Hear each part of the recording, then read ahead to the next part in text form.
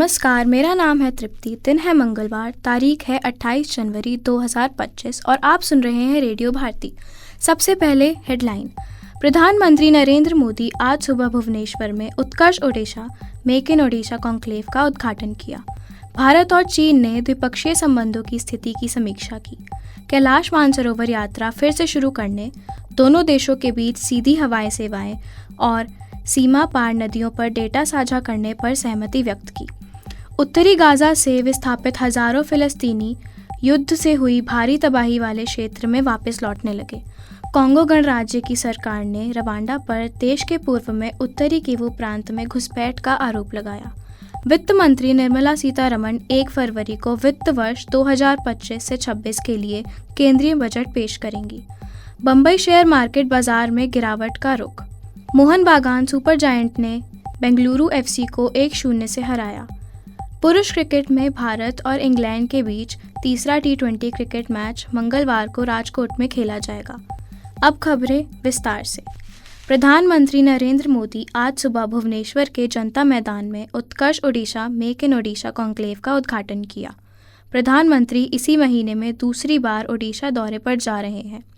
9 जनवरी को प्रवासी भारतीय दिवस समारोह के दौरान वे राज्य के दौरे पर थे। ओडिशा सरकार की ओर से आयोजित उत्कर्ष ओडिशा प्रमुख वैश्विक निवेश शिखर सम्मेलन है।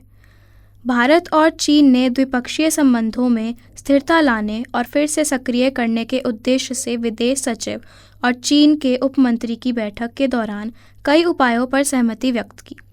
इनमें कैलाश मानसरोवर यात्रा को फिर से शुरू करना, दोनों देशों के बीच सीधी उड़ानों की बहाली और अन्य बातों के अलावा सीमा पार नदी के आखंडों को साझा करना शामिल है।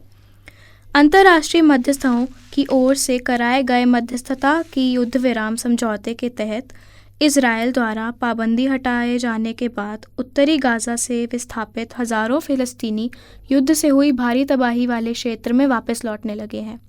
लगातार कई सप्ताह तक लगातार बमबारी से तबाह हुए इस क्षेत्र में व्यापक विनाश के चिन्ह अभी भी बरकरार हैं। कांगो लोकांतरित गणराज्य की सरकार ने आज रवांडा पर देश के पूर्व में उत्तरी किवू प्रांत में घुसपैठ का आरोप लगाया। इसके कुछ ही घंटे पहले रवांडा समर्थित M23 विद्रोहियों ने प्रांतीय राजनीति गोमा पर नियंत्रण का दावा किया था। कांगो लोकांतरित गणराज्य के प्रवक्ता पैत्री मोयाया ने गोमा में रवांडा सेना की मौजूदगी की पुष्टि करते हुए कहा है कि सरकार नरसंहार और जनमाल की हानि को रोकने के लिए हर संभव प्रयास कर रही है। केंद्रीय वित्त मंत्री निर्मला सीतारमण 1 फरवरी को वित्त वर्ष 2025 से 26 के लिए केंद्रीय बजट प्रस्तुत करेंगी। आगामी बजट में सरकार की आर्थिक प्राथमिकताओं तथा घरेलू और वैश्विक चुनौतियों से निपटने के लिए राजकोषीय रणनीतियों को दर्शाया जाएगा। बम्बई शेयर बाजार में दोपहर के कारोबार में गिरावट का रुख है। ताज़ा समाचार मिलने तक 30 शेयरों में सेंसेक्स 711 अंक गिरकर 75,469 पर आ गया है। नेशनल स्टॉक एक्सचेंज का निफ्टी भी 50 अंक गिरकर 22,559 पर था। इंडियन सुपर लीग फुटबॉल में मोहन बागान सुपर जायंट ने कल कोलकाता के सॉल्ट लेक स्टेडियम में बेंगलुरु एफसी को 1-0 से हरा दिया।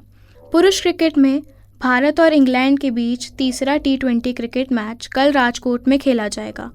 भारत 5 मैचों की इस श्रृंखला में 2-0 की बढ़त बना चुका है। पहले मैच में भारत ने इंग्लैंड को 7 विकेट से और दूसरे मैच में 2 विकेट से हराया था। अब हम लेते हैं आपसे अलविदा, इस वादे के साथ कि आप बने रहेंगे रेडियो भारती के साथ। धन्यवाद।